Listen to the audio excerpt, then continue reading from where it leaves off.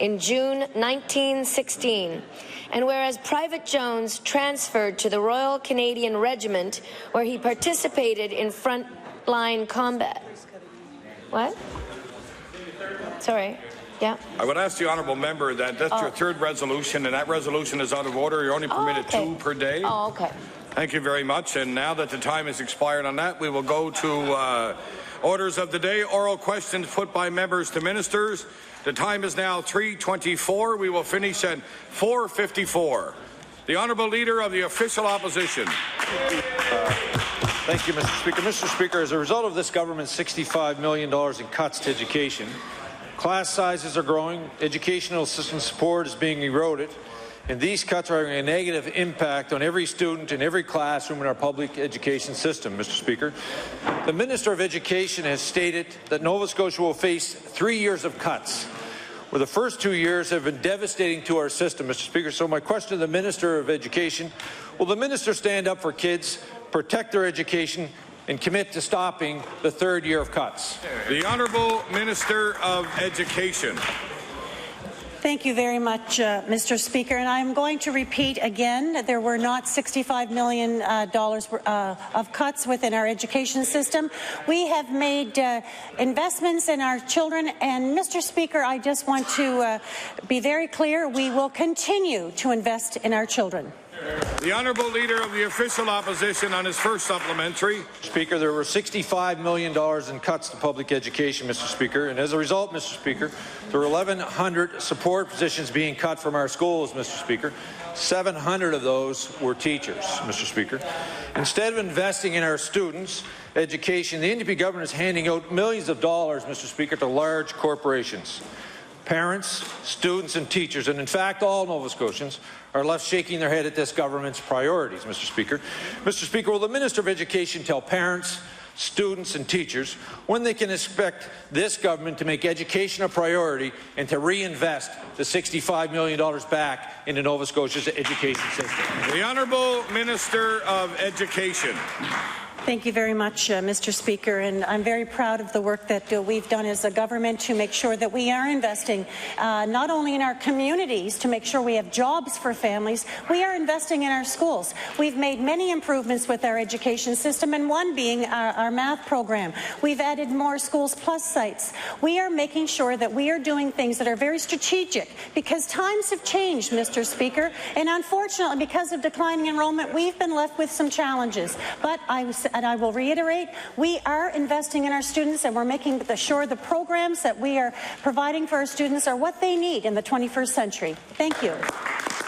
The Honourable Leader of the Official Opposition on his final supplementary. Mr. Speaker, cutting funding by $65 million, adding more programs. The only thing this minister has been able to do is ask teachers to do more with less, Mr. Speaker. Mr. Speaker, in the spring of this year, over 20,000 Nova Scotians, including all members of the Liberal caucus, signed a petition calling on the NDP government to reverse their cuts to public education. Mr. Speaker, in difficult times, every economist will tell you the last place you should cut is in public education. So my question to the minister, when will the NDP government stop its corporate welfare and start investing in our kids? The Honourable Minister of Education. Thank you very much, Mr. Speaker. And I just want to repeat that we have not taken $65 million out of our public education system. We are making sure that we're making very strategic investments. We have the lowest class sizes than we've had in a generation. And also, Mr. Speaker, I just want to make it very clear that we are actually investing more per student than ever before in the history of this province. The Honourable Leader of the Progressive Conservative Party. Thank you, Mr. Speaker. To the Minister of Education. Mr. Speaker, the NDP had to scramble this fall to fix their short-sighted decision to actually remove the cap on class sizes, particularly in the early years.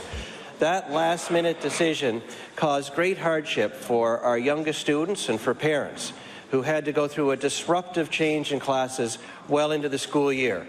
My question to the minister is quite simple. Will she commit today to show that she's serious about class sizes by committing to make smaller class sizes the law? Honourable the Minister of Education. Thank you very much, Mr. Speaker. Because of our changing demographics, our declining enrollment, many of our class sizes all across the province are extremely low. As I said, we have the lowest class sizes than we've ever had. I don't have the numbers for this year. But, you know, Mr. Speaker, we did recognize that in certain areas of the province there were growth. And when we recognized the growth in those areas, we went in and made sure that we fixed that. We listened to the teachers and the school boards and to parents.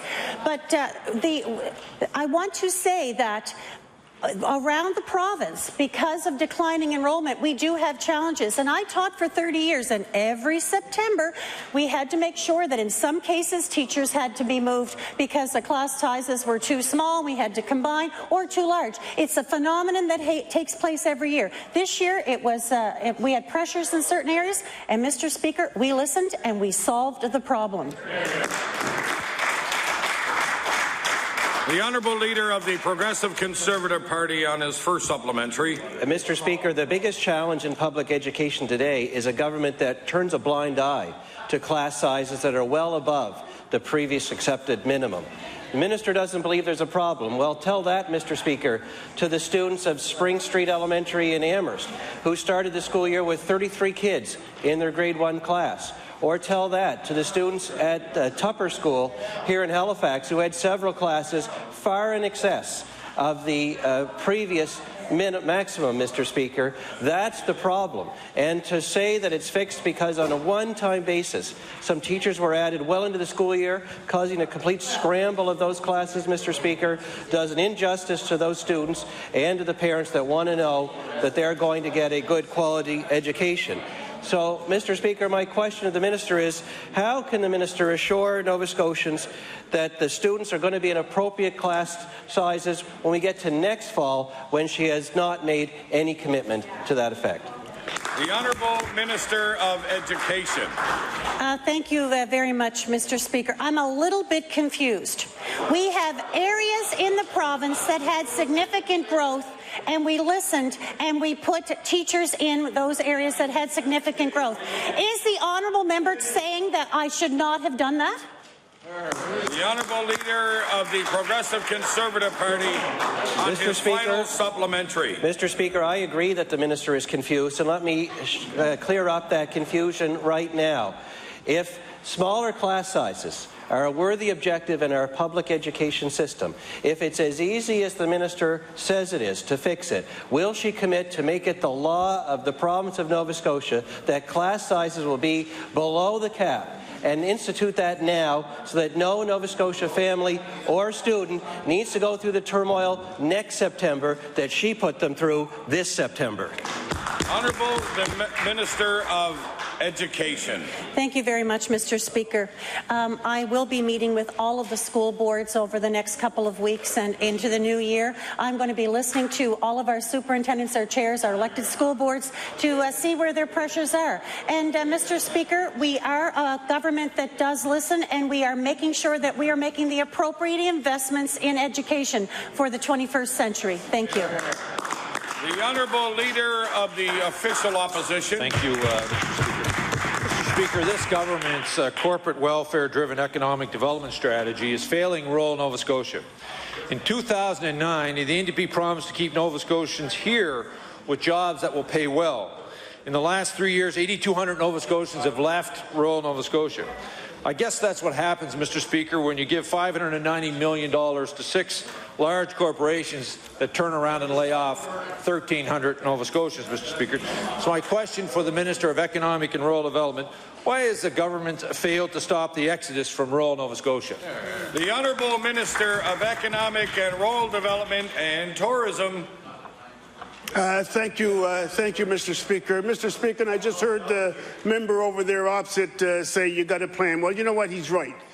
We do have a plan. We have a plan that is working. Mr. Speaker, we are creating jobs in Nova Scotia. There are 7,600 more people working today than there were when we took over as government, Mr. Speaker. Mr. Speaker, that is progress. Yeah. The Honourable Leader of the Official Opposition on his first supplementary. Mr. Speaker, when we look at the numbers, it's clear why people are leaving rural Nova Scotia, Mr. Speaker. In the last 3 years, rural Nova Scotia has lost 4,400 full-time jobs. Mr. Speaker, that's what happens when you invest in corporate welfare and not in Nova Scotians, Mr. Speaker. Mr. Speaker, my question to the minister, when is the government going to stop investing in corporate welfare and start investing in Nova Scotians? The Honourable Minister of Economic and Rural Development and Tourism. Thank you, Mr. Speaker. Mr. Speaker, what this government has made and has done very successfully is that, yes, we have invested. We've invested in Nova Scotians, Mr. Speaker. Mr. Speaker, what we do is not we don't subsidize companies, Mr. Speaker. Mr. Speaker, these are incentives. These are incentives which is based on reaching certain milestones with respect to employment. What they do, Mr. Speaker, is they get a rebate. Mr. Speaker, is at the end of the day, we do not lose money, we make money, Mr. Speaker. We make money. The Honourable Leader of the Official Opposition on his final supplementary. Mr. Speaker, not only do they subsidize companies, Mr. Speaker, they subsidize companies to come into this province to compete directly against hard-working Nova Scotia companies. Mr. Speaker, well, I'll tell you one thing that has happened, Mr. Speaker, under this government. There are 31,000 unemployed Nova Scotians, Mr. Speaker, in rural Nova Scotia. That's an increase of 3,600, Mr. Speaker, in the last 3 years under the NDP watch. The $590 million in corporate welfare, Mr. Speaker, has not helped rural Nova Scotia, Mr. Speaker. My question to the minister, with 4,400 fewer full-time jobs, why is he satisfied in supporting a part-time job economy? The Honourable Minister of Economic and Rural Development and Tourism. Thank you, Mr. Speaker. Mr. Speaker, I will give you some facts, Mr. Speaker. Want to hear some facts? Is that in 1993-94, who had the highest unemployment rates in Nova Scotia? You want to know who was in power then? It was the Liberal government, Mr. Speaker. A Liberal government. Unemployment at higher than 14%, Mr. Speaker. Higher than 14%. Mr. Speaker, right now, this province is leading Atlantic Canada when it comes to unemployment. A trend that we set and a trend that we are going to continue. The Honourable Member for Glace Bay. Thank you, Mr. Speaker. While the overall picture of rural Nova Scotia's economy is bad, there are certain parts of the province where this government's failings are overwhelmingly clear. Southern Nova Scotia is suffering because of this government's failed economic development strategy, Mr. Speaker. In the last 3 years, 2,800 people have left Southern Nova Scotia.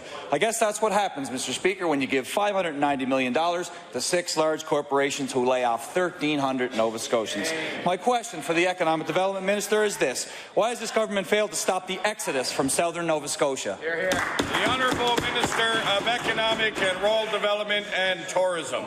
Thank you, Mr. Speaker. Mr. Speaker, what this government is doing is attracting businesses to the province of Nova Scotia, Mr. Speaker.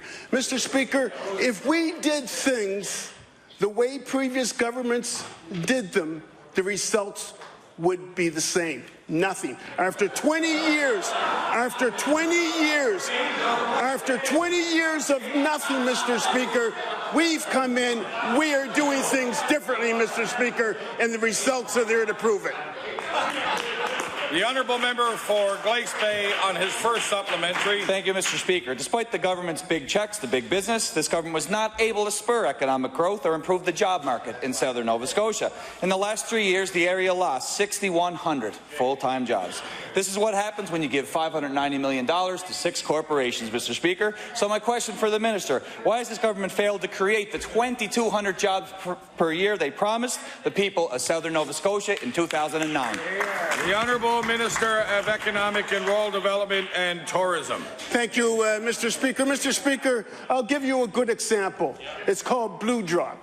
Here's a company that was based in Newfoundland, Mr. Speaker. A company that approached us. They're in the aerospace and defense sector, one of the largest sectors in Atlantic Canada. They came to us, Mr. Speaker.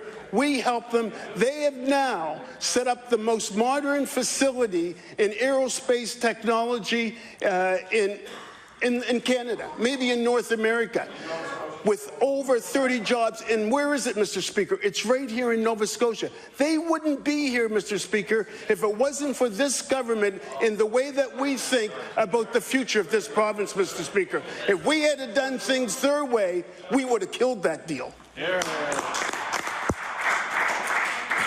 The honourable member for Glace Bay on his final supplementary. Mr. Speaker, unemployment in southern Nova Scotia is simply alarming.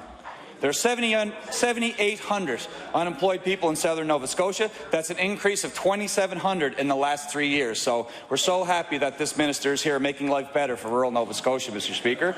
The unemployment rate in rural Nova Scotia sits at 13.5%. That's an increase of more than 58% unemployment in 3 years, Mr. Speaker. And that's what happens when you invest in big corporations to the tune of $590 million. Mr. Speaker, my question for the minister, with 2,800 fewer people, 5,100 fewer jobs, and 2,700 more unemployed in 3 years, will this minister finally admit his economic development strategy has failed southern Nova Scotia? The Honourable Minister of Economic and Rural Development and Tourism. Thank you, Mr. Speaker. Mr. Speaker, you know, I'm proud of this government and the vision that we've had. You know, Shelburne Shipyard, Mr. Speaker, is a perfect example of that. Blue Drop, Mr. Speaker, is a perfect example of that. LED roadway lighting, Mr. Speaker, is a perfect example of that. Mr. Speaker, we are creating jobs, unlike the Liberals over there who like to terminate jobs. The Honourable Leader of the Progressive Conservative Party. Thank you, Mr. Speaker. To the Minister of Energy, Mr. Speaker, we now have 940,000 experts who know what's wrong with our economy. They are officially now paying the highest power rates in all of Canada. Hydro-Quebec's report released yesterday shows that of 21 major North American cities, that the highest power rates are now paid right here in Halifax, and I will table that for the benefit of the minister. As a result, 7,400 full-time jobs have been lost across our province, many in rural Nova Scotia, which is officially now in a recession. My question to the Minister of Energy, now that he has succeeded in jacking up our power rates to the highest in North America, will he finally agree to rewrite his electricity plan and produce one that Nova Scotians can actually afford? The Honourable Minister of Energy. Thank you, Mr. Speaker. Of course, that study that the honourable member is referring to was done last spring, and it was one day in time, and we know that certainly there are other cities and provinces in Canada that now do have higher rates, including the province of Alberta under a Conservative government. But in reality, past governments have relied too long for coal. Every time you open your power bill, you see that, and that's why we're in the position we are, because past governments have been on their duffs too long and really have done nothing about getting us off of that one source, dirty imported coal. The Honourable Leader of the Progressive Conservative Party on his first supplementary. Well, Mr. Speaker, I'm not surprised to hear the minister say that, because that's exactly the line of Nova Scotia Power, a line about it being one day in a year, because that's exactly what they say.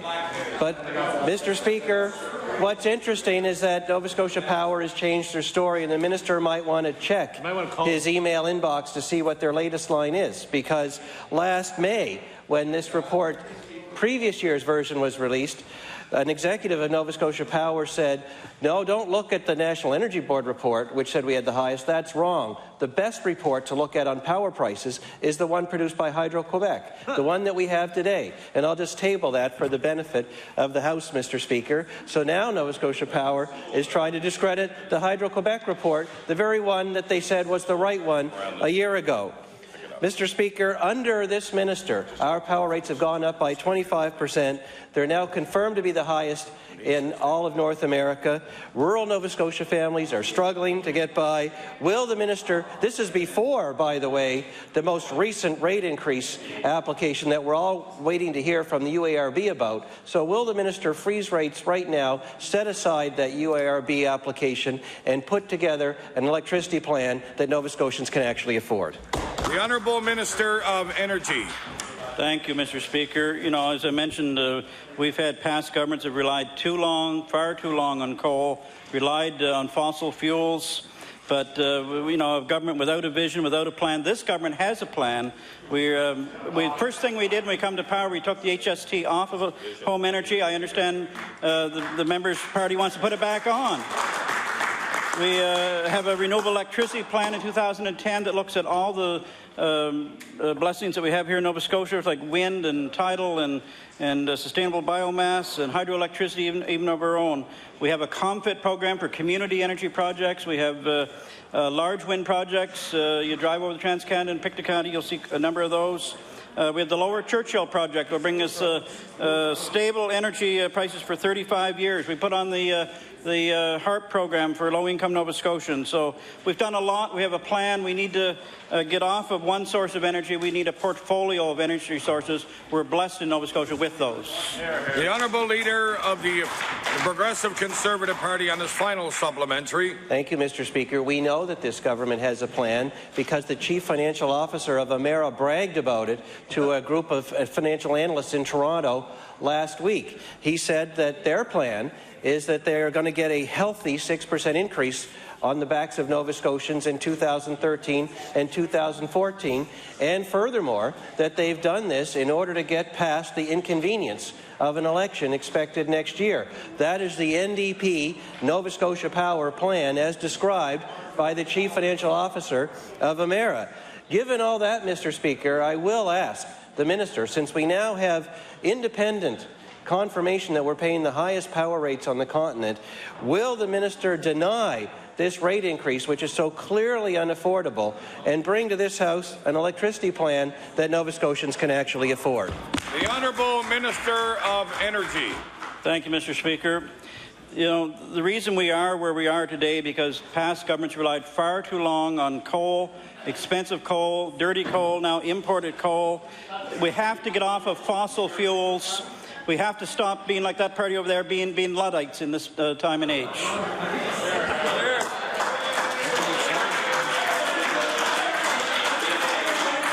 The Honourable Member for Glace Bay. Thank you, Mr. Speaker.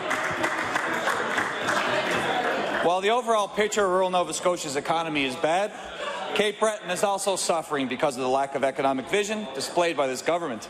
In the last 3 years, Mr. Speaker, 3,400 people have left our island. I guess that's what happens when you give $590 million to 6 corporations who in turn lay off 1,300 Nova Scotians, Mr. Speaker. And I guarantee the people of Cape Breton and all rural Nova Scotia and the South Shore are listening to the minister's answers, hoping that he's somewhat accountable for his economic development plan. So my question to the minister, why has this government failed to stop the exodus of people from Cape Breton Island? The Honourable Minister of Economic and Rural Development and Tourism. Thank you, Mr. Speaker. Mr. Speaker, I just remember a very, very short while ago, this government came in to Port Hawkesbury and saved 1,400 jobs in Port Hawkesbury. While this government stood up for Cape Brittoners, I never heard a single positive thing come from that side of the House, Mr. Speaker.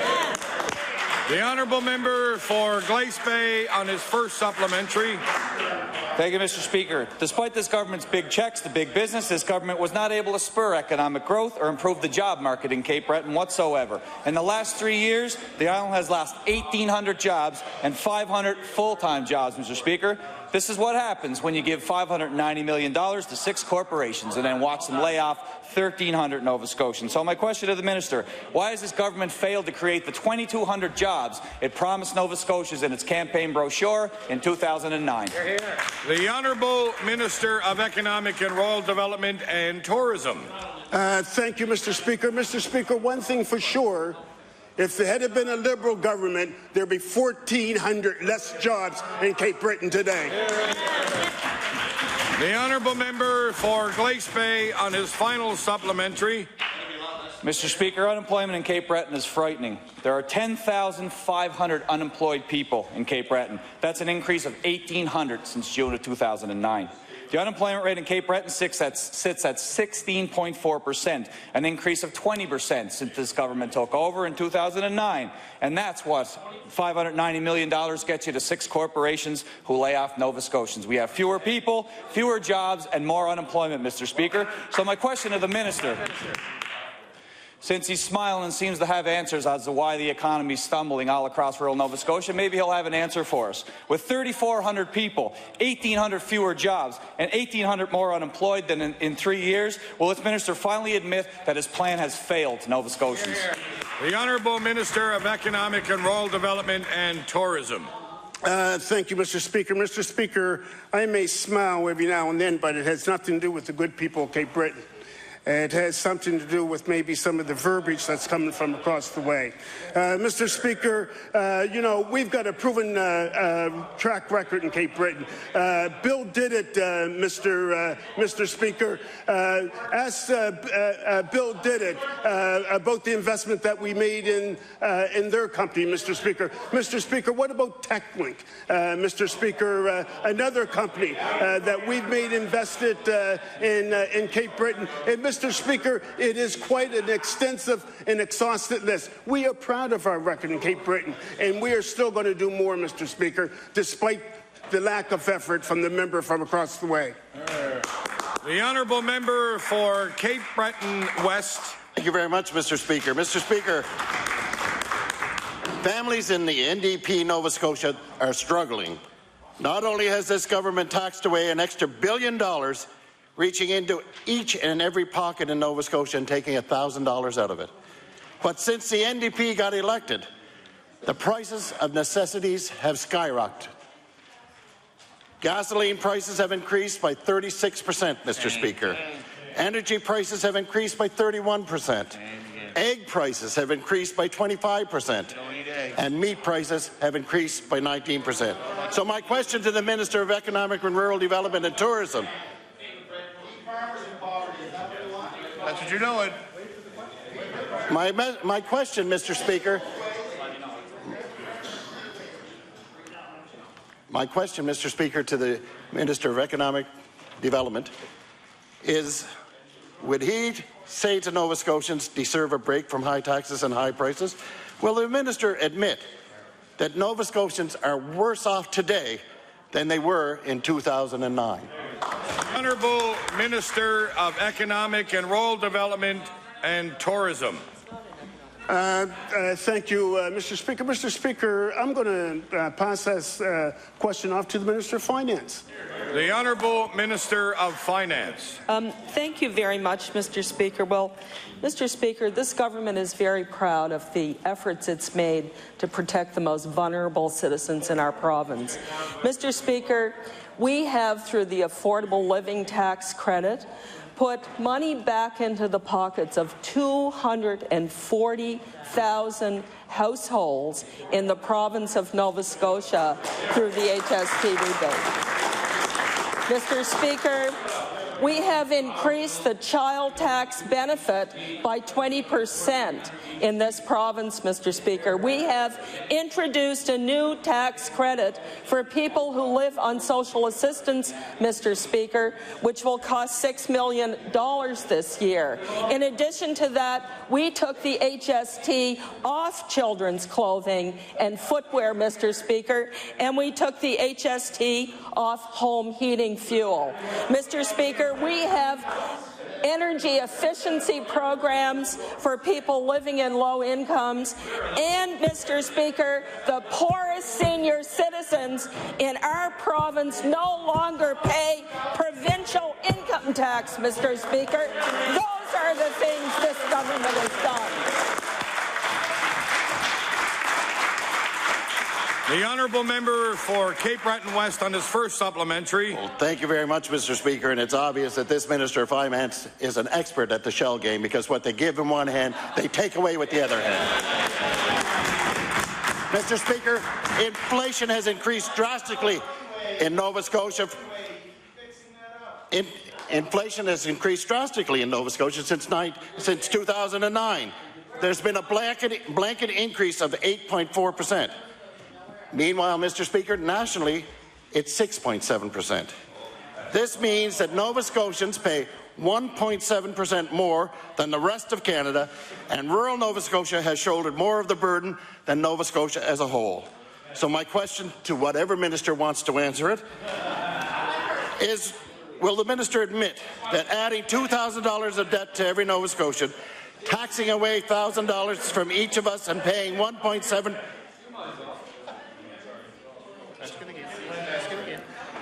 Will the minister admit that adding $2,000 of debt to every Nova Scotian, taxing away $1,000 from each of us and paying 1.7% more than the rest of Canada is proof that the NDP broke their election promise to Nova Scotian families? The Honourable Minister of Finance. Thank you very much, Mr. Speaker. Mr. Speaker, I have to laugh. You know, you really do have to laugh when a member of the PC caucus has the audacity to stand up on the floor of this legislature and talk with righteous indignation about debt, Mr. Speaker. That party left debt to subsequent governments of any political stripe that costs close to $1 billion annually to service in the province of Nova Scotia. Mr. Speaker, the reason why we see programs under pressure, our health care, our education, and other programs, are because of the spectacular mismanagement of previous governments, particularly the former Rodney MacDonald government, Mr. Speaker. The Honourable Member for Cape Breton West on his final supplementary.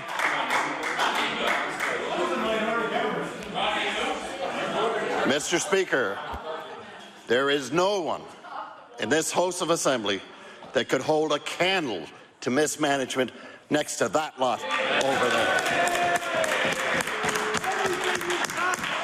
And if she wants to talk about debt, she should talk to the former Minister of Finance who signed off on the fact that we didn't leave a big debt in this province. Her own predecessor said that, Mr. Speaker. Mr. Speaker, the Auditor General of Nova Scotia said that, but of course, she knows better. Mr. Speaker, shelter is a basic right for Nova Scotians. Shelter prices have increased 10% within the last 3 years under the NDP. National shelter prices have only increased 5%.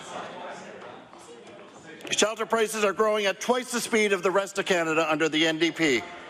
This is not acceptable to the people I represent or to the people that they represent.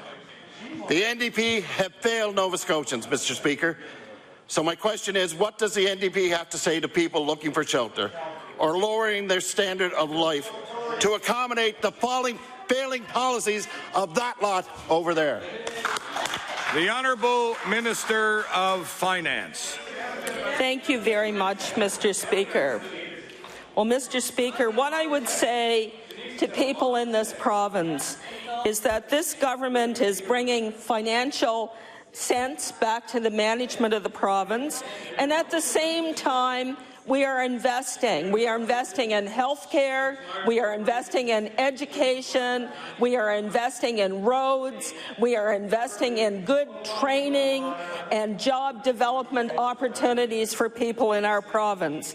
And Mr. Speaker, in the 3 years that we've been in government, we've brought our department spending in every year on or under budget. There has not been the $1.3 billion of unplanned and unbudgeted spending that we saw in the previous MacDonald government, of which that member was a member. The Honourable Member for Kings West. Thank you, Mr. Speaker.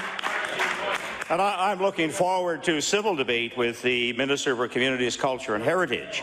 Mr. Speaker, Safe Gaming Systems, a company from Las Vegas, has taken TechLink International Entertainment to court. The Atlantic Lotto Corporation, Nova Scotia Provincial Lotteries, Casino Corporation, what used to be Nova Scotia Gaming Corporation, are also defendants along with TechLink. Mr. Speaker, Safe Gaming Systems claims patent infringement on their product, which is similar to the My Place system that the province implemented. My question for the Minister of Communities, Culture and Heritage: why did the department fail to conduct a thorough analysis and patent search before implementing My Play province-wide?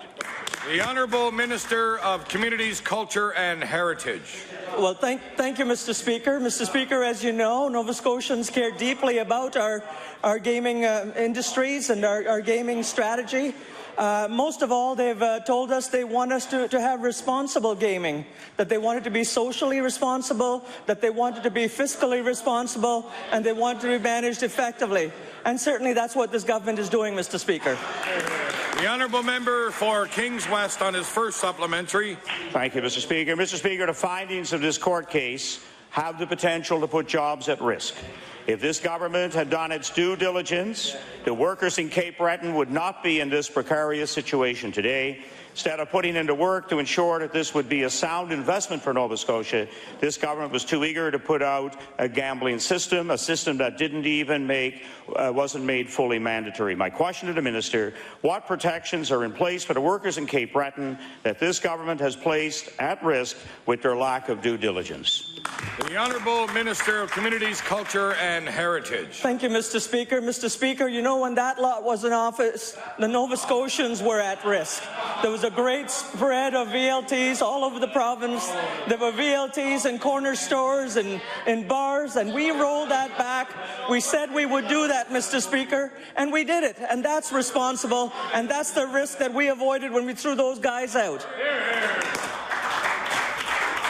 The Honourable Member for Kings West on his final supplementary. Thank you, Mr. Speaker.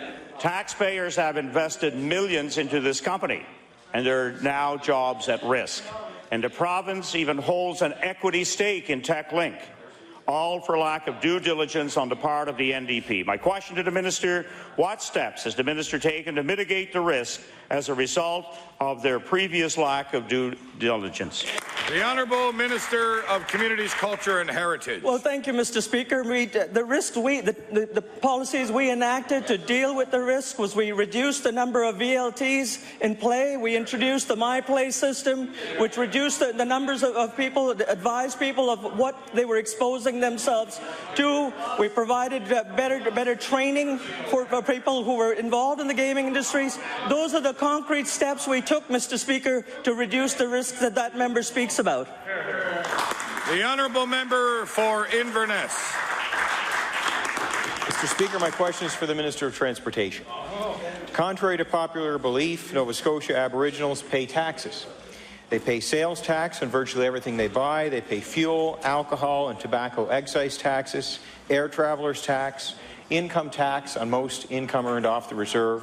These people are counted when we receive equalization payments, giving Nova Scotia more federal tax revenue. These are tax-paying Nova Scotians. Why won't this government pave roads and reserves? The Honourable Minister of Transportation, Infrastructure, Renewal. Thank you, Mr. Speaker, and I thank the member for the question. I can say that, of course, it's only been a short time since I've been Minister of Transportation, but this is not an issue that's been presented to me by anyone. And I've met with several chiefs, Chief Julian at Buckton Keg, that's not been raised. I've met with the chief at Escazone. That issue has not been raised. It's simply an issue that's never been brought forward to me as an issue. So if my friend has a particular case that he wants me to look at or to address, I'd be pleased to do that. If he wants to develop that issue with me, I'll look at that as well. But at this stage, it's not something that's been brought forward to me. Thank you. The Honourable Member for Inverness on his first supplementary. Thank you, Mr. Speaker, and I can assure the Minister that I can assure the minister that the issue has been brought forward to his department. I've tried just about everything I can do, Mr. Speaker, and that's why I've chosen to bring it forward here as a last resort. Mr. Speaker, I guess what we're wondering here is, and when I'm thinking about this, are we saying that these people are not Nova Scotians? Are we saying that these people do not deserve pavement in their communities? And if the members agree that that's not the case, then I think we need to start looking at this. If these people are paying their taxes, why not get past the policy roadblocks, which I have encountered as I brought the matter forward to the department, and do the right thing and share the paving budget with our Aboriginal communities? The Honourable Minister of Transportation, Infrastructure, Renewal. Thank you again, Mr. Speaker. I, of course, am somewhat offended by the suggestion that because there's an issue that perhaps, and I should just let me set the record straight. I have been the minister since May 29th. I read every piece of correspondence that comes to my office. If the member opposite is saying that he's been diligent in getting in touch with me, nothing has come in since that date to deal with this issue. But I do want to address the point about the status of our Aboriginal people in this province. They're the First Nations people. They're more Nova Scotians than any of us are. And my position is that on this point again, if it's an issue that he's brought forward, somehow it hasn't got to my desk. He's never spoken to me about it. He's never called me about it. He's never written me about it. So if he wants to have that opportunity to meet with me and to deal with this issue, I'm prepared to do that. Thank you. The Honourable Member for Inverness on his final supplementary. Well, Mr. Speaker, in fairness to the minister, I haven't contacted him directly, and it's important that we put that on the record. But if he does a little bit of investigation, he'll see that it has been brought forward before to the government, and I'll leave it at that for the record. But, Mr. Speaker, it seems our Aboriginal people always have to go to court to get everything, and that's something they've told me. That's how they feel. Now, and that's how they feel. They've told me that. They always feel like to get anything from the government in this province, they have to go to the court. And I'm not just talking about this government. Obviously, Mr. Speaker, the government members are sensitive to this, and they should be. I hope after today they take a serious look at this issue. So, Mr. Speaker, will the minister take advantage of the position he now holds? He spent a career working in legal aid. And, Mr. Speaker, I think there's an opportunity for government to show some goodwill towards these people. Will he take advantage of the position he now holds and acknowledge that our Aboriginal people deserve the same benefits entitled to all other Nova Scotians, and that includes paving roads in their communities? The Honourable Minister of Transportation, Infrastructure, Renewal. Thank you, Mr. Speaker. I will point out to the member opposite. I recently, within the last month, attended a cabinet and Chiefs Conference that was held in the Truro area. And every chief in Nova Scotia attended, and all of the cabinet was was there. This was not an issue that was brought forward at that meeting. It was not an issue that was on the agenda.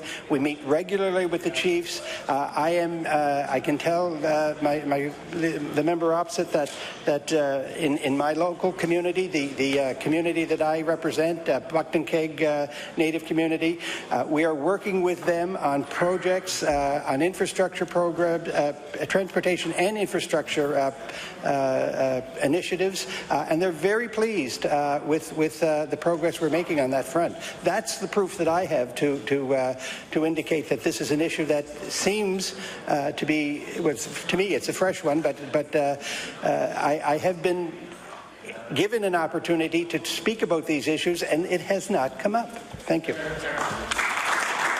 The Honourable Member for Glace Bay. Thank you, Mr. Speaker. On November 15, 2012, Chronicle Herald story noted the province was planning on turning to the President of Acadia to head a task force on how to revive the rural economy. All of a sudden, this government and this minister have caught on to what we've been telling them for 3 years. On December 10, 2010, the Economic Development Minister said, quote, "What we have done with jobs here is we've created a future for the province of Nova Scotia based on innovation and certainly on education, giving people the skills for good jobs in the future. Jobs here now will go a long way in advancing the causes here in the province of Nova Scotia, end quote. So my question for the Economic Development Minister, if the Minister is so proud of his accomplishments and his record with jobs here and in rural Nova Scotia, why does he need a task force? The Honourable Minister of Economic and Rural Development and Tourism. You know, Mr. Speaker, one of the things that we've always maintained, and I've always said, is that as good as we are, we always look for ways to be better. And you know what? I think the Liberal Party has a huge problem with that, Mr. Speaker. We continue to try to improve on what we've got, Mr. Speaker. The Honourable Member for Glace Bay on his first supplementary. Mr. Speaker, this minister is forming a task force on economic development in rural Nova Scotia because he's failed the economy and he has nowhere to turn. And I've got to be thinking he's getting pretty close to being out of taxpayers' money, Mr. Speaker, so of course he needs some advice from the pros on how to do it. When facing questions about rural Nova Scotia, on October 23, 2011, the Premier said, quote, "We are responding to those requests. We are growing the economy. We are creating good jobs," end quote. Except now, we know that in the last 3 years, 8,200 Nova Scotians have left rural towns and communities. We know that rural Nova Scotia has shed 3,200 jobs, and we know that unemployment in rural Nova Scotia is well above 10%. This government's corporate welfare-driven economic development strategy brought rural Nova Scotia double-digit unemployment, Mr. Speaker, increasing out migration and fewer job opportunities. Now, 3.5 years after taking office, this government launches a task force to tell them how to fix the problems in rural Nova Scotia that they created. So my question to the Minister, now that the NDP needs a task force to fix Nova Scotia's rural economy, will the Minister explain why he has told us for 3 years that things are getting better when clearly they are not? The Honourable Minister of Economic and Rural Development and Tourism. Thank you, Mr. Speaker. Mr. Speaker, this government announced 3 weeks ago of nearly 1,000 jobs coming to Nova Scotia, Mr. Speaker. Mr. Speaker, good jobs, Mr. Speaker. Mr. Speaker, one of those companies being IBM that's going to have a global centre here in Halifax. Now, Mr. Speaker, they could have set up anywheres in the world, Mr. Speaker. They chose the province of Nova Scotia to set up, Mr. Speaker.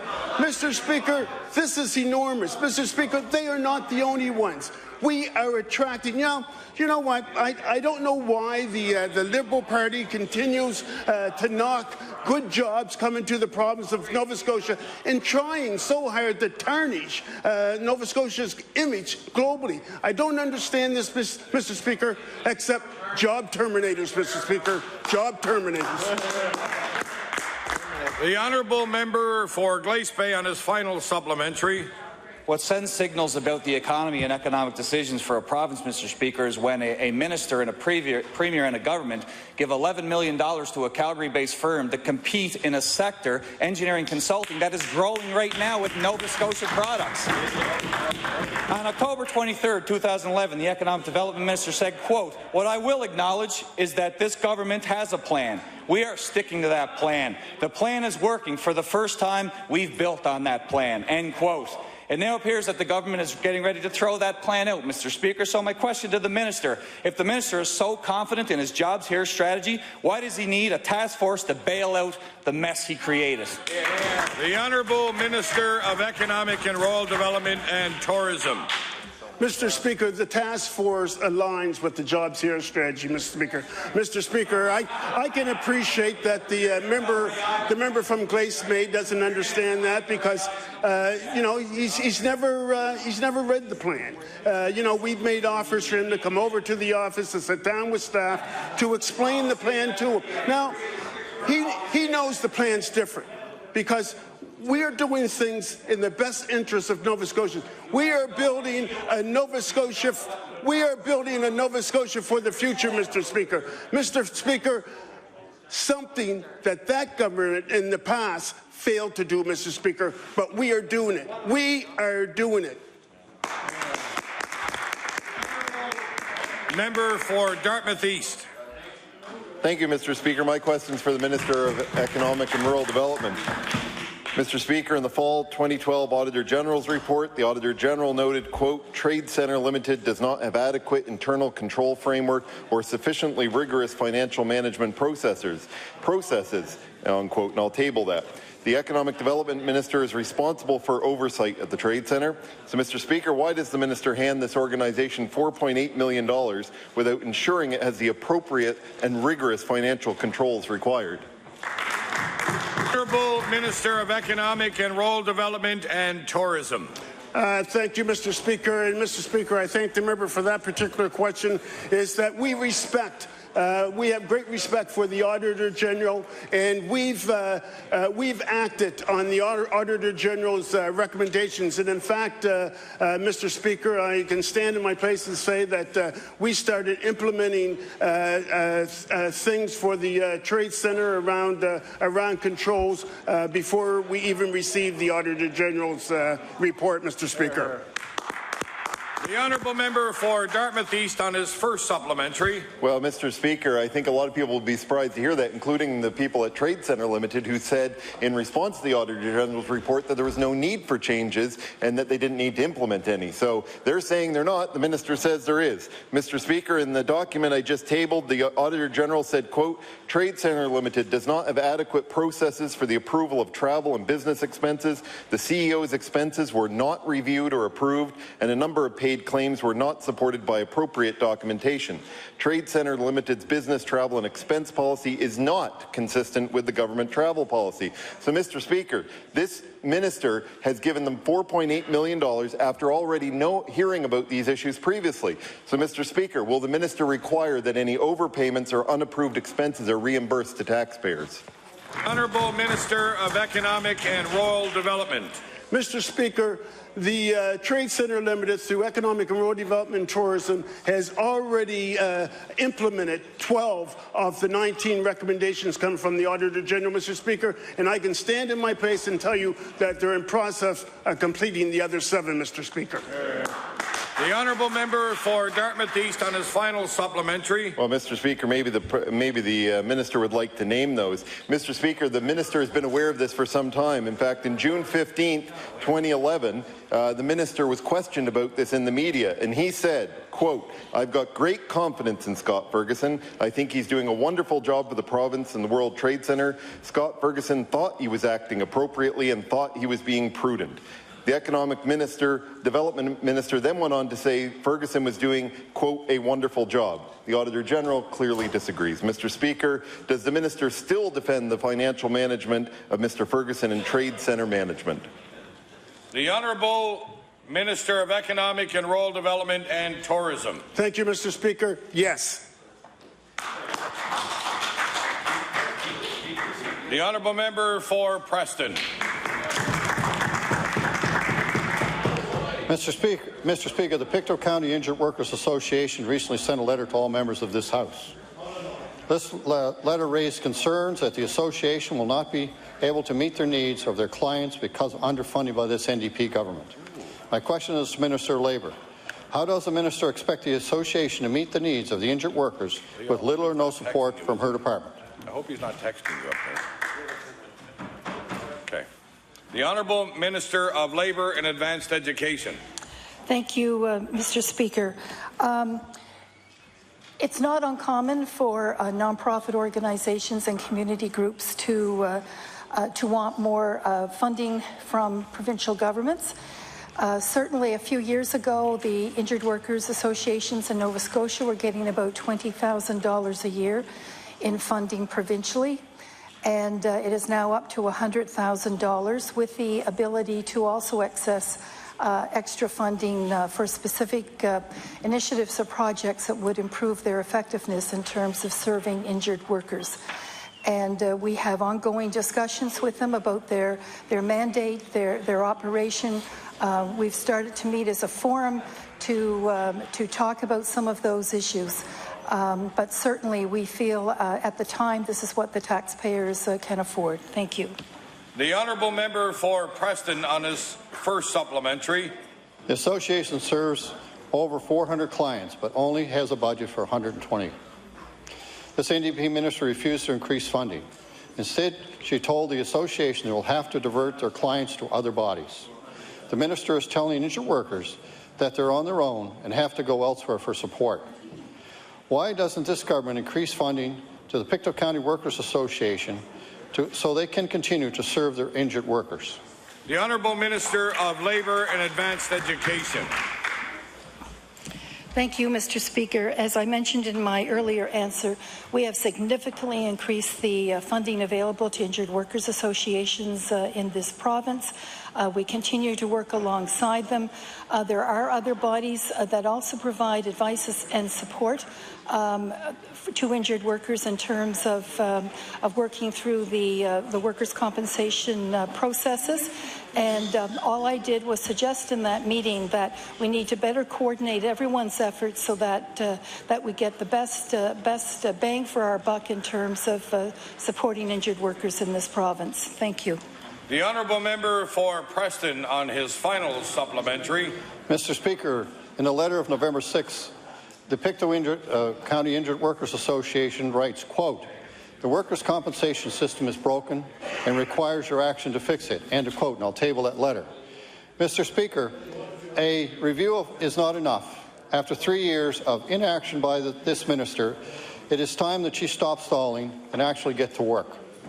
When can the injured workers expect this NDP minister to finally take action and fix the workers' compensation system? The Honourable Minister of Labour and Advanced Education.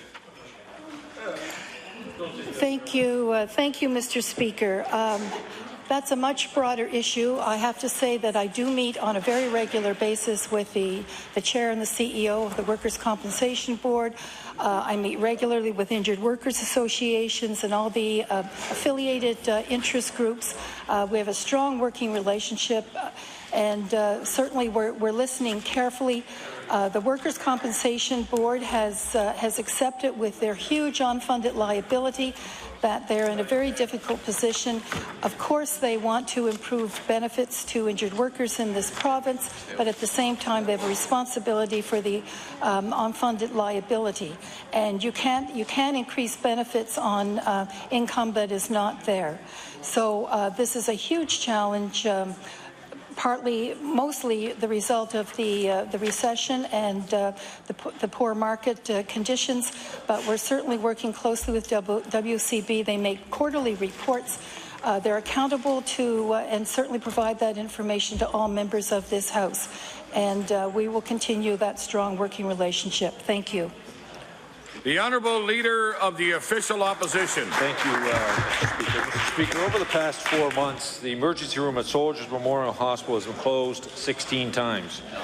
For the people of Annapolis County and Western Kings, closures become more problematic when the emergency room was closed in Middleton and the emergency room was closed in Digby as well, Mr. Speaker, leaving the Valley Regional and the Yarmouth Regional with some 225 kilometers between them, the only emergency room departments open in the Valley. These closures have been frustrating and puzzling to residents, given government's flurry of pre-legislature sitting announcements around the centralized database that would ensure a supply of physicians to cover emergency room closures. So my question to the Minister, could the Minister of Health and Wellness indicate how many doctors have expressed an interest in covering ER shifts by adding their names to the central database? The Honourable Minister of Health and Wellness. Thank you, Mr. Speaker, and I thank the Leader of the Official Opposition for this question. I had the pleasure earlier to introduce and table the Emergency Department Accountability Report, Mr. Speaker. And in my speech that I talked about earlier, we recognize that there are areas in the province that we are finding difficulty in continuing to reduce the closure rates of emergency departments. We have a suite of options that we are working with our partners across district health authorities, including physicians who are willing to put their name on to a pool of physicians that are willing to work around the province. And we're working extremely hard to cover shifts, especially in the leaders' riding, Mr. Speaker. We know there's an issue there, and we're going to continue to work to minimize the number of closures of the emergency department in that region in Nova Scotia, Mr. Speaker. The Honourable Leader of the Official Opposition on his first supplementary. Mr. Speaker, comments are spreading throughout the community as to why the emergency room at Soldiers Memorial Hospital has been closing more and more frequently, despite the centralized database and the additional physicians coming to our communities. Media reports have noted that with only 7 emergency room physicians working at Valley Regional, the differential in wages between the two hospitals could draw more doctors to fill shifts at Valley than at Soldiers Memorial Hospital, Mr. Speaker. While we all know that the Valley Regional needs to function, so do the hospitals that keep people from going to the regional centres, Mr. Speaker, in the first place. So could the minister indicate who sets the hourly rate for physicians at Soldiers Memorial Hospital? Is it the department or is it the district? The Honourable Minister of Health and Wellness. Thank you, Mr. Speaker. No question, salaries and rates for physicians to cover shifts across the province is extremely important and extremely complicated. But no question, we work with and negotiate with Doctors Nova Scotia, who negotiate a fee depending on what locate or what facility you work in across the province, Mr. Speaker, and we'll continue, I think, in that manner, because I think it best serves the physicians that Doctors Nova Scotia represent, but also recognizing there is a difference of level of care from hospital to hospital, and a difference in the amount of skills and education background that you need to work in certain hospitals around the province, Mr. Speaker. So that's negotiated between the province and Doctors Nova Scotia. The Honourable Leader of the Official Opposition on his final supplementary. Mr. Speaker, I can tell the minister that's a district as a result of the changes to the Physician Master Agreement made by the previous Conservative government 4 years ago. Mr. Speaker, when the DHAs are faced with these budget cuts, the easy solution is to keep emergency rooms like Soldiers closed, Mr. Speaker. This government is a long ways away from keeping its promise to keep emergency rooms open, Mr. Speaker. In fact, things have worsened at Soldiers Memorial Hospital, Mr. Speaker, since the NDP have gone to power. So my question to the minister, could the minister outline what he is going to do next to keep the ER open at Soldiers Memorial Hospital? The Honourable Minister of Health and Wellness. Thank you, Mr. Speaker. And no question, I recognize the challenge and the anguish that not only the people who are providing services and trying to fill those difficult shifts to fill in that area of the province, Mr. Speaker, but the anguish placed on the residents. Nobody wants to hear that their local emergency department is closing for a long weekend or even for one night, Mr. Speaker. That's why we asked Dr. John Ross to go around the province to figure out what we could do as a government to address the emergency room closures, Mr. Speaker. That's why he brought forward a plan, and the plan is Better Care Sooner, where we have a multitude of items that we are working towards to ensure that we minimize the closure rates across the province. One is the collaborative emergency centres, Mr. Speaker. We see that they're working extremely well, like in Parisboro and Spring Hill, where we've seen a 93 to 97% decrease in the closure rates in those communities. I know that it doesn't answer and address the issues in that particular hospital, but we're going to continue to work with partners to provide physicians to hard-to-fill areas, Mr. Speaker, and we're going to continue to work with the District Health Authority to minimize the number of shifts and closures that we see here in Nova Scotia. The Honourable Member for Argyll. Thank you very much, Mr. Speaker. The economy in southwest Nova Scotia is falling into a recession since this lot of NDP became government over 3 years ago. Since that fateful day back in 2009, we've seen the loss of 6,600 jobs due to the mishandling of the economy. With the loss of the Yarmouth Ferry, that's just to name a few, and I'll table the Stats Canada number that shows that 6,600 jobs have now left the southwest Nova Scotia area. Mr. Speaker, the fishery is the only industry that we have left. And close to 1,000 vessels are out on the ocean catching lobster this very minute. But we hear that the landed price is looking like a little more than $3 a pound. So my question to the Minister of Fisheries, what is this department doing to make sure that fishers in southwest Nova Scotia will have a decent price this lobster season? The Honourable Minister of Fisheries. Thank you very much, Mr. Speaker. To the member opposite, again, I want to thank the member opposite for the timely question. In fact, we're doing a considerable amount as this government. Unfortunately, the other government, when the member opposite was the minister, they did not do this. We actually have financed the Lobster Council of Canada along with our neighbouring provinces, and we are taking a proactive approach. Just recently, in the last 3 weeks, Mr. Speaker, I said yesterday that we had a special meeting with our counterparts across the maritime provinces dealing with this particular issue. And I can recite you a number of examples like putting more protection around George's Bank, which this government done. We're standing up for owner-operator. We were the first elected official government to take that official stance. We stand up for the inshore fisheries, and when it comes to the lobster industry, and I'm sure the member opposite will be standing up for the lobster fishers. Thank you for the question. The honourable member for Argyle. Mr. Speaker, the unemployment rate in the Southwest Shore area is 13.5%. That's the highest rate since Statistics Canada started tracking them back in 1987. Today, hundreds of people are heading west as they have absolutely no confidence in the fishery in our area. And I'll table that document as well. The minister's words will give cold comfort to the thousands of families who depend on the fishery for putting food on their table.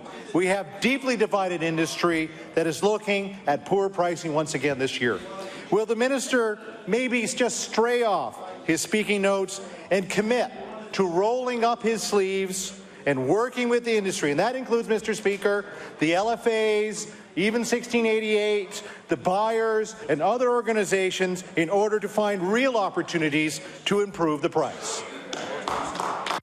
Honourable the Minister of Fisheries. Well, thank you very much, Mr. Speaker, and I just want to reflect and give the member opposite a little bit of history lesson here. First of all, I was the chairperson of the 34 Advisory Committee for 3 terms. I know this industry inside out, and I can tell you that we have been forcefully bringing this issue in a very proactive approach to the industry and regarding this situation. The Lobster Council of Canada is addressing the issues about grading and getting more of a international support for this particular market, and we are there for the lobster industry. Unlike the member opposite, when this issue surfaced a number of years ago, when the Harper government had an opportunity to deal with this issue, the federal government has never took this issue seriously, and they have never pointed money in the right direction. We have stood up for the inshore fishery, and will continue to stand up for the inshore fishery. Thank you very much for the question. The honourable member for Argyle on his final supplementary. Thank you very much, Mr. Speaker. And the minister knows that the things that he's speaking about are wrong and ineffective. He knows full well that our government had put in a number of dollars in making sure that our product was being marketed around the world, something that they have not done. While he stood silent, while that minister stood silent, while his government was gutting the economy of Southwest Nova Scotia, I guess he'll just remain ineffective once again when it comes to helping his colleagues in the fishery. Will the minister commit today to actually helping those who have been knocking on his door, calling him every day, that they've been calling on him for the last 3 years? Is he going to actually help them? The Honourable Minister of Fisheries. Very much, Mr. Speaker. And my memory is very clear, and I want to jog the member opposite's memory, because I believe it was the former third party that wanted to charge the fishermen a $40 permit to sell lobsters roadside. We took that permit fee away. I also want to point out that we worked very hard on this issue. We're very proactive, and we've met with the ministers across the Maritimes in the last 3 weeks, and the Lobster Council is doing marketing, international and national marketing on this issue. And it just reminds me that we've done a lot. And I talked about the protection about George's Bank and standing up for owner-operator and EI. And it reminds me that this issue came about 20 years ago, Mr. Speaker, but it reminds me of a song, and I hope everybody gets the lyric to this, because the lyrics of Otis Redding wrote a song that reminds me of the opposition on this issue 20 years ago. They were sitting on the dock of the bay, wasting time, watching the tide roll away. Mr. Speaker, they had the opportunity, they wasted time. Thank you for the question.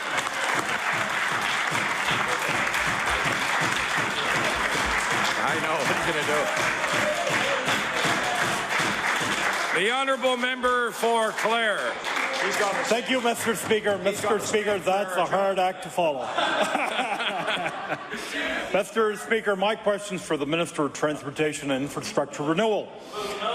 I had some help, Mr. Speaker.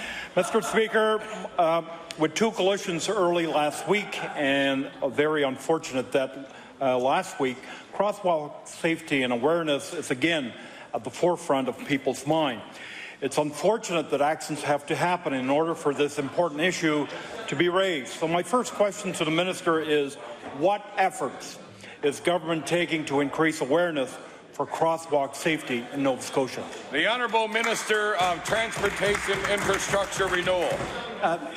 Thank you, Mr. Speaker, and I thank my friend opposite for that question. Indeed, I acknowledge and want to express sympathy for those people who recently had accidents in our crosswalks. It's a tragedy when this kind of thing happens, and unfortunately it's been happening much too often of late. In terms of crosswalks, Mr. Speaker, every intersection in Nova Scotia is a crosswalk. Some of them are marked they're stenciled with white lines. Indeed, when we look at where these white lines go, an assessment is made to determine the pedestrian crossing at that particular point and the flow of traffic in that particular area. That's one of the things we do. We mark crosswalks that are more needed to be noticed, and there are gradations of how that's done. Some of them have, in addition to the markings, they have signage up. Some of them have lights up.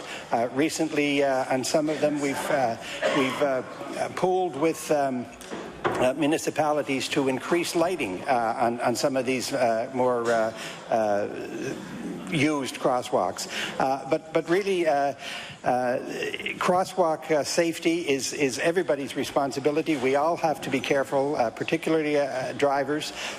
Drivers have to know that crosswalks are the ones that are marked in particular are the ones that we've flagged as being ones that they have to be more cautious in.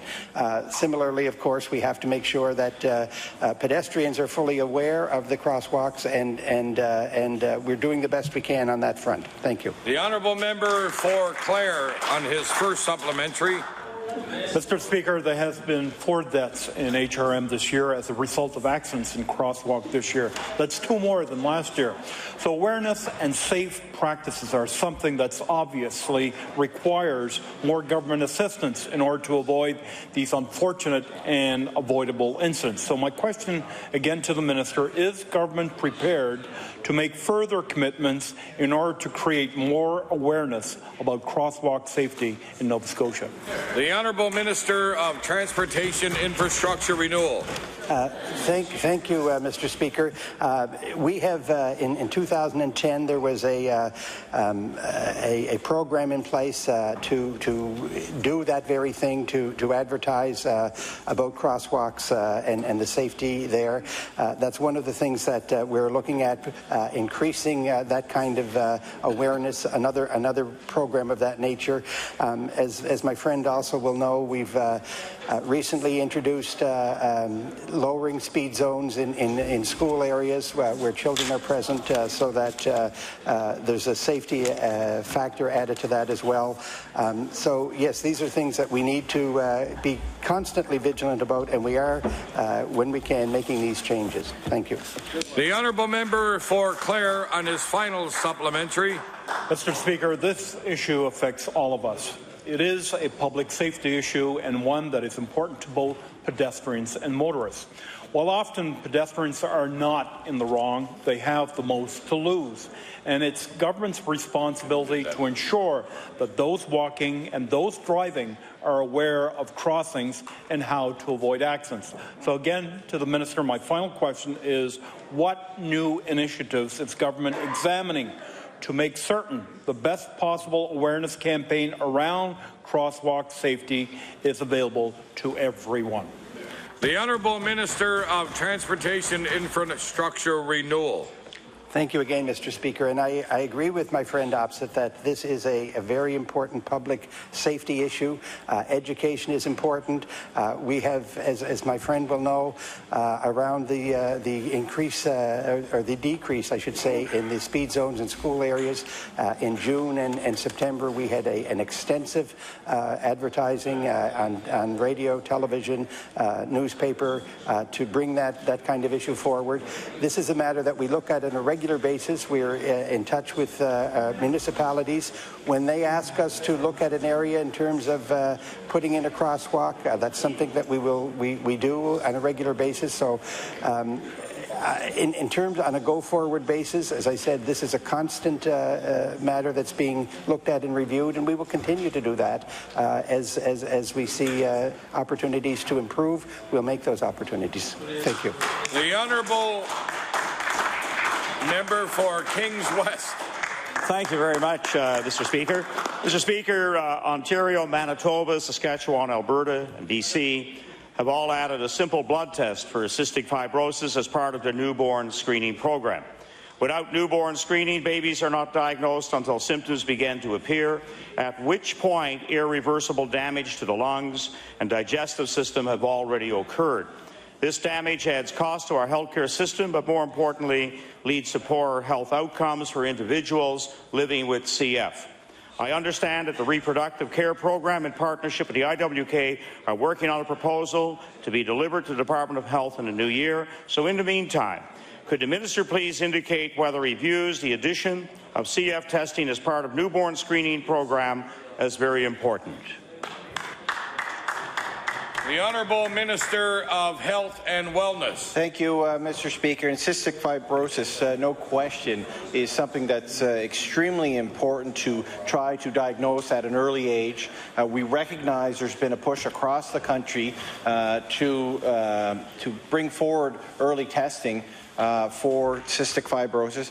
We are compiling that information as we speak. We have a committee of professionals who will oversee any future additions to the screening program that we have currently here in Nova Scotia, and I look forward to receiving that information and moving forward on a possible recommendation if that's what comes out of the gathering of the information. The Honourable Member for Kings West on his first supplementary. Thank you, Mr. Speaker. I noticed with interest that Cystic Fibrosis Canada wrote all of the Atlantic Ministers of Health on June 1st, 2012. I also note that CF Canada has posted online responses from 3 ministers, with the missing response being from the Minister of Health from Nova Scotia. Well, I understand that New Brunswick and PEI use the testing services of the IWK, so a response from them is relatively straightforward. I note that the New Brunswick Health Minister stated that a proposal was expected to be provided by the department in the summer. Given that the IWK is indicating that a proposal will be forthcoming in the new year, I'm wondering if the Minister could explain why there appears to be a delay in the delivery of the proposal. The Honourable Minister of Health and Wellness. Thank you, Mr. Speaker. And as I said earlier in my first response, I recognize that this is a new service that individuals in Cystic Fibrosis Canada want jurisdictions across Canada to implement in their screening programs. That's why we are doing, I think, the proper steps to ensure that we recognize that these tests could be or possibly be implemented here in Nova Scotia. So I will wait until I get those reports from the experts within our healthcare field here in Nova Scotia, and I look forward to speaking on this issue in the early new year. The Honourable Member for Kings West on his final supplementary. Thank you, Mr. Speaker. I know I don't have to tell the Minister of Health just how important newborn screening is for not only the health and well-being of children, but also for the healthcare system in general. This is not a new test. The minister needs only to speak to his counterparts in Ontario, Manitoba, Saskatchewan, Alberta, or BC to learn more about the benefits. So I was wondering if the minister could give us an indication as to how long Cystic Fibrosis Canada can expect to wait for a response once the report being produced by the IWK and the Reproductive Care Program is received. The Honourable Minister of Health and Wellness. Thank you, Mr. Speaker. As I said earlier, we are looking at opportunities within our system here in Nova Scotia, the screening program that we have, that if we need to increase the number of screening programs or screening tests that are provided newborns here in Nova Scotia, we're going to do that. I realize cystic fibrosis is something that we need to ensure that we diagnose early, so that we could treat people earlier, Mr. Speaker. No question, they have a longer life expectancy if they recognize or are diagnosed at an early age. It is a serious disease, Mr. Speaker. So we will work early on in the new year to ensure that I have all the information in front of me, and that we'll move forward as soon as we can and make any decision as quickly as we can. The Honourable Member for Kings West on a new question. Mr. Speaker, according to the Better Care Sooner plan released almost 2 years ago, there was a recommendation to increase the public's use of 811. Page 22 of the plan states that by increasing the usage of 811, this will relieve pressure on emergency rooms, get people quickly to the hospital, best equipped to meet their needs, help people stay at home with their families when they really don't need emergency care. And I will table this, Mr. Speaker. Given we have spent at a minimum $250,000 last year, with more being spent this year encouraging people to use 811 so they could have access to a registered nurse 24/7, could the Minister please confirm that when someone calls 811, they promptly speak to a registered nurse? The Honourable Minister of Health and Wellness. Thank you, Mr. Speaker. I'm very proud as a government to continue on supporting the 811 service. I believe that Nova Scotians are well served by having access to the highly trained professionals as the nurses who are overseeing that service, Mr. Speaker. And as Nova Scotians utilize the 811 service, they do usually almost immediately have contact with someone on the other end. No question, because of call volumes, there are times when they have to leave their name and their number, and that registered nurse returns a phone call to an individual. And we've noticed a trend as we advocate or as we promote the 811 system, we see an increase in the use of that service. So I believe 811 is a complement to the Better Care Sooner plan, Mr. Speaker. It allows Nova Scotians to ask some of those questions sometimes that in the past they would just arrive at an emergency department, and I think the use of this by Nova Scotians is an important component to the healthcare system. The Honourable Member for Kings West on his first supplementary. Mr. Speaker, Gary Burley recently called 811, and when he did, a gentleman indicated the nurse is busy. After being left on hold for 2 or 3 minutes, he hung up to tend to his ailing wife, then called again. This time, a lady answered and he got the same response: the nurse is busy. He never did get a chance to speak to the nurse that evening. The next day, he spoke to the manager, clinical support services at McKesson, and was told that there were 2 or 3 nurses on duty, so they were probably busy, but she would double-check the numbers and get back to him. When the manager at McKesson did not get back to Mr. Burley, he called the manager again and was told that he would have to talk to the Department of Health and Wellness to find out how many nurses were working at 811 that evening. Given the initial information provided to Mr. Burley, does the minister believe that 2 or 3 nurses manning the 811 system for the province is sufficient? The Honourable Minister of Health and Wellness. Thank you, Mr. Speaker, and it's unfortunate to hear this type of case. That's not the service that we expect to be provided to Nova Scotians, but I'm unaware of this circumstance.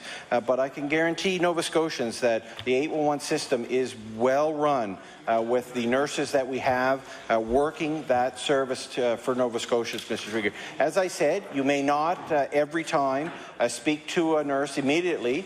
They do have people who will receive those calls when the nurses are busy to try to, similar to if you were into an emergency department, assess the acuity level of the question, and they will get people to return those calls. So I hope that Nova Scotians recognize that it is a service that at times is very busy, and I know that they're working extremely hard to return every single call that is made to 811, but I do encourage Nova Scotians that if it's a serious issue, they need to call 911.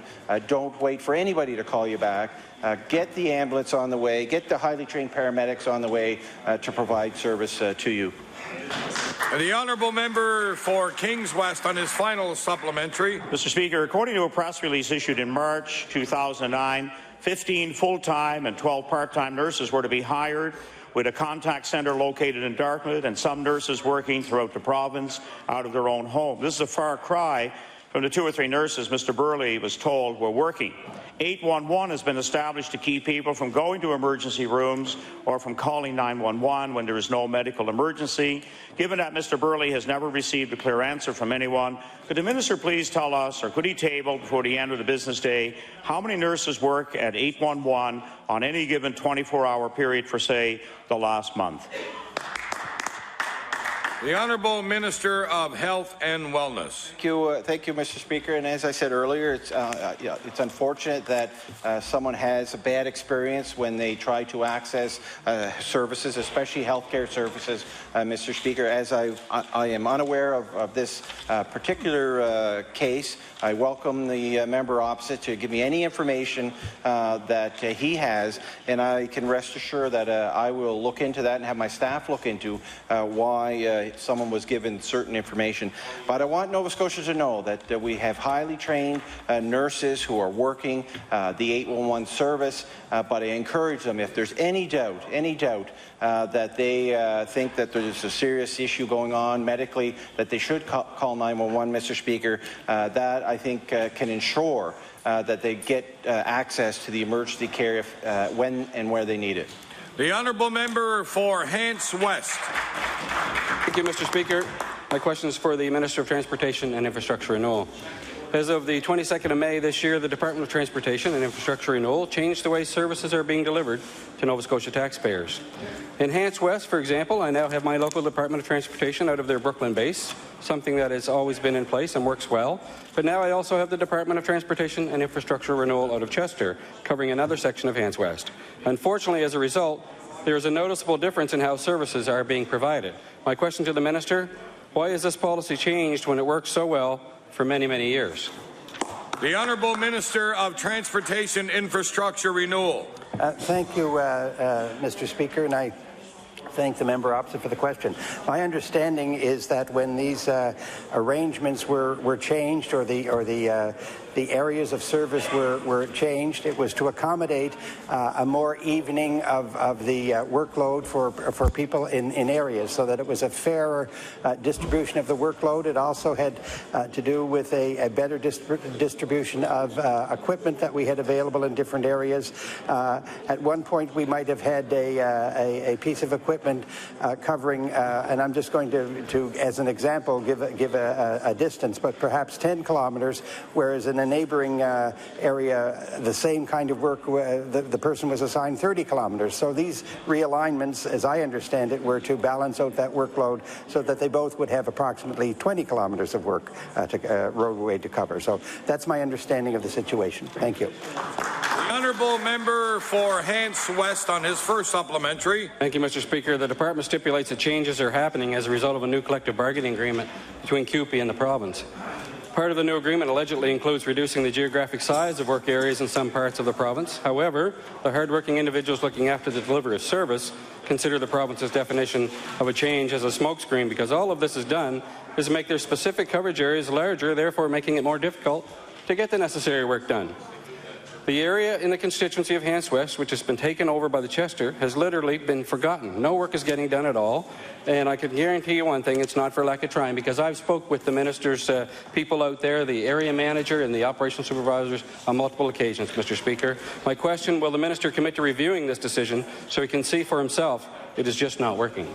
The Honourable Minister of Transportation Infrastructure Renewal. Again, Thank you, Mr. Speaker, for that question.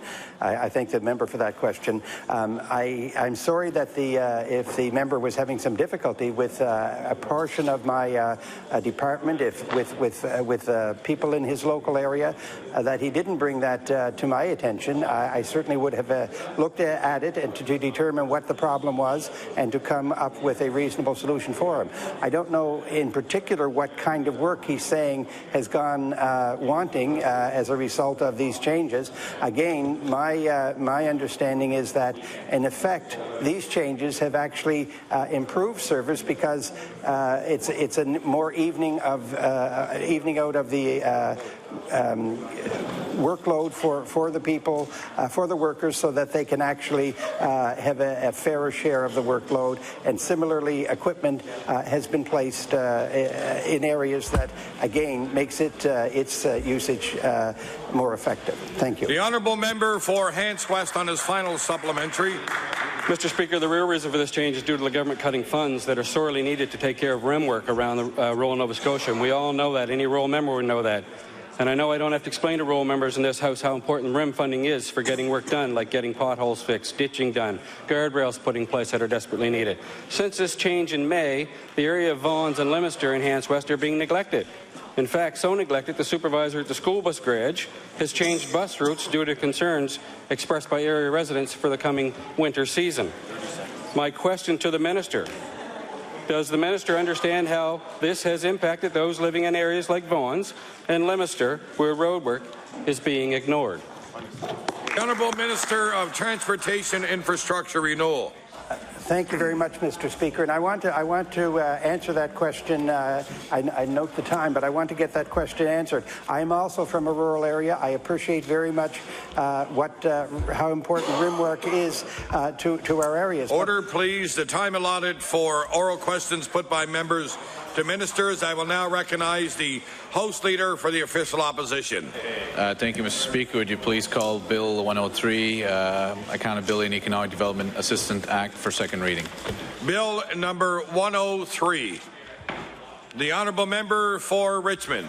Thank you, Mr. Speaker. It's a pleasure to rise on this bill, but I'm going to be quite brief. And the reason I'm going to be quite brief is there's only 6 minutes available to us for debate on this bill here this evening. Mr. Speaker, as you know, the opposition only gets to control one day of the week in this legislature, which is on Wednesdays. It's either the official opposition or the Progressive Conservative Caucus. And today, where the hours are 2 to 6, you will have noted, and it's an old trick, Mr. Speaker, I'm not going to say this government is the first to do it, but when we see the last few weeks where a government has